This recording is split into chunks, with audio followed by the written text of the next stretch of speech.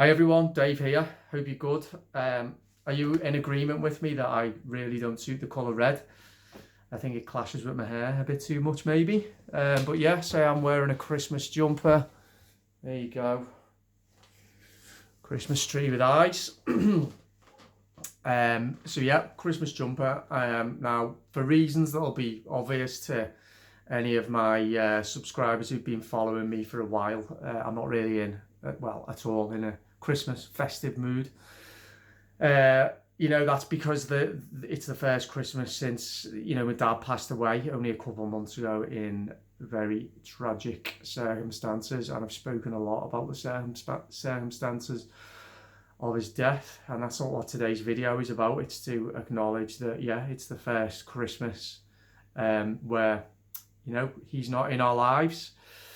So difficult in the extreme, sad, tragic, and kind of just want to get it over and done with, I'll be honest with you. But I've put the Christmas jumper on today. I've got two little nephews and a little niece, so we do it for them. Can I just say as well, just before I start on today's content properly, I know that I've got quite a lot of new subscribers today. Seen a real surge in people subscribing, so thanks so much and welcome to the channel. Just a quick overview of what it is I do. Most of my videos are outside. I love to go walking in nature, show off the lovely countryside around my home. What I talk about generally is I like to talk about society and the individual's place within it, and try and examine why it is that there is such a dysfunctional relationship between the individual and the state, why society is in a pretty poor state, what the positives are. I talk about ideas against ideology. I explore themes relating to fear, media influence, big corporate influence, and people's individual and societal behaviour and what it says about us as a 21st century Western world, what dangers and opportunities we have in front of us. So if you're interested in the concept of the individual and the individual's place within our world, within society, then stick around, because that's what my content is all about. Today, Christmas Eve. What time is it? It's 4:15, Christmas Eve. As dusk sets in, I look outside. Quite a mild Christmas Eve. Tomorrow's forecast to be a chilly day, quite dry I think and chilly. But Christmas Eve, so here's what I want to say. Let me just have a sip of water. Here's what I want to say. I think that what we all need in our world is some deep meaning to our lives. And I think that one of the reasons why we've ended up in this horrendous situation that we are in is due to apathy and many people's seemingly meaningless existence. Decades of being preyed upon by big multinational companies that have made us sedate and stupid and sedentary, combined with a ever-increasing nanny state and big government, and a lack of real threat and challenge. It's led to us being addicted to comfort and convenience, and led to an apathy and naivety, and insolence, and laziness, and cowardice. And I think at the root of all of that is it's a lack of meaning in so many people's lives. Because we all need meaning in our lives. It is more important than most other concepts. Meaning comes before happiness. For me, you don't suddenly become happy. I think happiness is a byproduct of pursuing deep meaning. And what I've learned that in these tumultuous times and the harrowing, traumatic times that I am currently experiencing in my life with the death of my dad, is the one thing that nobody can take away from us is our pursuit of meaning. No matter how dark the circumstances are, we can still find meaning in our existence, in our lives. And we must do that, and we need to do that. We all need to do that. Because what happens when spirituality is taken out of a society, when God is taken out of a society, and when, consequently, I would say, meaning and purpose and essence is taken out of a society and out of the individual, is we are left in a position where that gap has to be filled with something else. And I think that for a lot of people, that gap has been filled by dysfunctional organizations, concepts and movements. What else could explain the fanatical resistance to the United Kingdom leaving the European Union, for example? The fanatical worship of the National Health Service and the doctors and nurses within it. The deification of the science, obviously there's no such thing.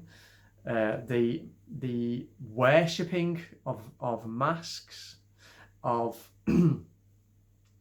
vaccines and lockdowns. These are the dysfunctional, degenerate and depraved movements, concepts, organizations and things that have replaced God, that have replaced meaning, that have replaced challenge, and that have replaced purpose.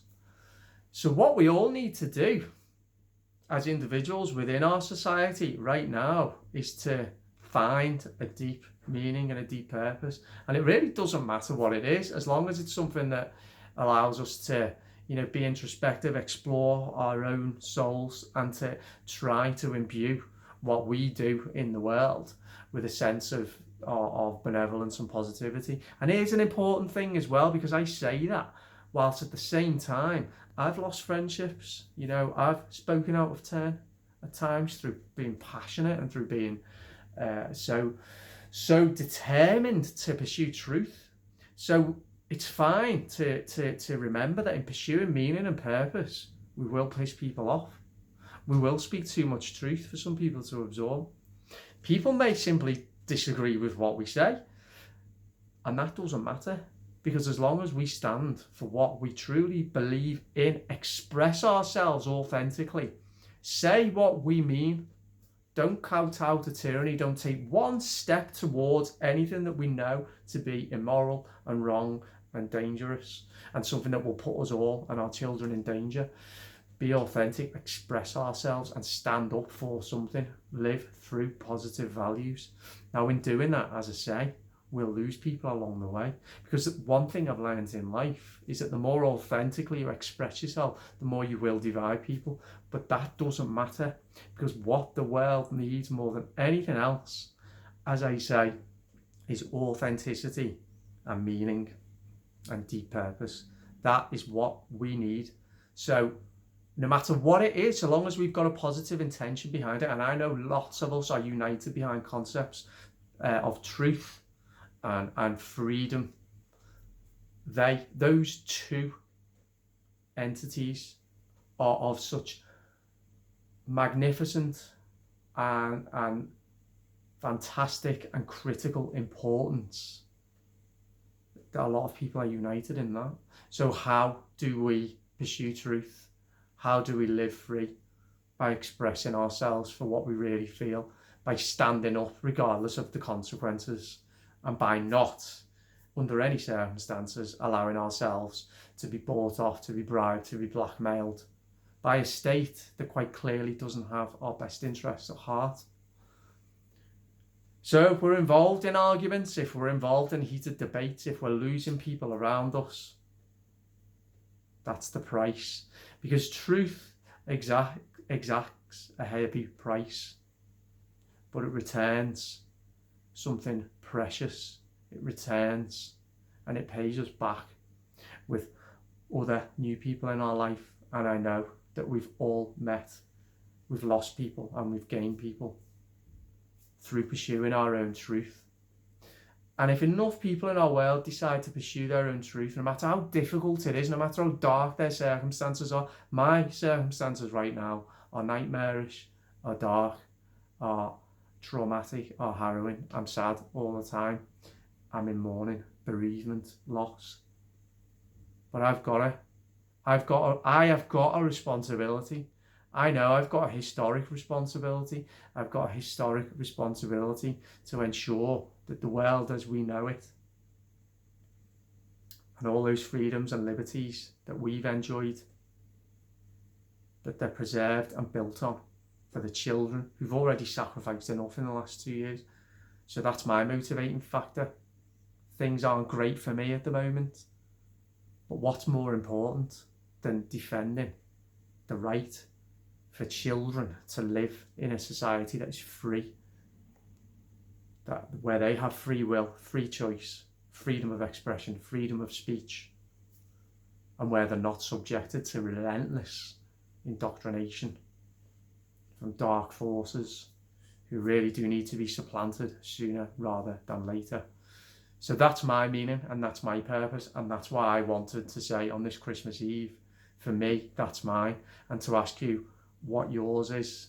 And I don't think I need to say this to the likes of my subscribers, but that going into the next year, we stand strong. You know, I saw a sign at a protest the other day. It said, people like us. What did it say? People like us never give up, it said. And that is true. People like us never give up. So we'll reinforce that message. We won't ever give up. We are being listened to. And we're being listened to because there's enough of us who are imbuing our lives with that deep meaning and purpose, and stoicism and strength, resilience, resolve, integrity and honesty and truth. And in the end, that gets noticed. It is being noticed and people are paying attention, and we are influencing them and hopefully helping them to become brave enough to express their authenticity, their own truth. And then as a society, we can rediscover our relationship with the truth. We can rediscover our relationship with what it is to be free again, what it is to talk to each other again, what it is to have conversations again, what it is to build good, honest communities again, and most of all, what it is to live a life where the primary concern is to defend the rights of the children and the next generation. So there we go, that's my message today. I'll probably do a video tomorrow, a quick one on Christmas Day. But I just want to say to everyone, thanks for all your support. Existing subscribers, welcome to the new subscribers, and I hope you all have a great Christmas. And I'll speak to you soon. Bye bye.